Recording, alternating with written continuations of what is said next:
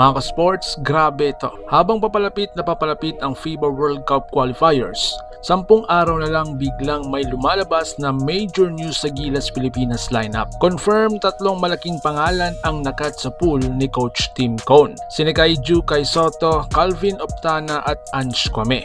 Yes mga ka-sports, out silang 3 sa final lineup. At ang tanong ngayon, sino kaya ang papalit? At hindi lang yan, may isa pang mainit na issue si Coach Norman Black na dapat every Monday daw ang practice para sa SEA Games team. Pero hanggang ngayon wala pa ring formal na practice. Ano na kaya ang nangyayari? Lahat yan himayin natin ngayon. Kung trip mo po ang ganitong content, pa-follow at pa-subscribe na din. Tara, simulan natin. Unahin natin ang pinakamalaking balita kay Soto, Calvin Optana, Ange Kwame. Cut na po sa Gilas pool para itong linya na hindi natin inaasahan. Bakit? Kasi sila ang 3 pwedeng magbigay ng size, versatility at depensa kay Coach Tim. Pero ayon sa mga sports insiders, here are the possible reason. Si Kai Soto, conditioning and injury timeline. Kai is recovering. Yes, tama yan mga sports. Pero hindi pa po siya 100% game ready. At hindi rin siya naka-full training with Gilas. At with only 10 days left, hindi na siya hahabol. Pangalawa si Calvin Optana. Continuity issue. Optana is elite pero may stiffness and limited movement pa raw after his previous injury. Kapag si Coach Tim ang coach mo, kailangan mabilis, kailangan switchable at kailangan fully healthy. Pangatlo si Ange Kwame na may deep chart problem. Kahit naturalized si Ange, nalalamangan siya ngayon ng bagong mga naturalized options na mas fit sa sistema. So ngayon sino ang mga possible na papalit? Kung may aalis, may darating. Here are the strongest candidates na papalit sa 3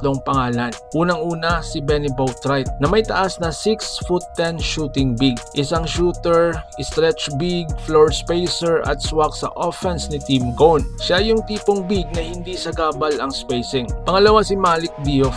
Isang 6'11" defensive anchor. Naturalized na rin kasama ni Benny. Mobile, athletic, rim protector at solid pang pick and roll. Kung depensa agad ang priority, siya ang kukuha po ng slot. Pangatlo si Jamie Malonzo.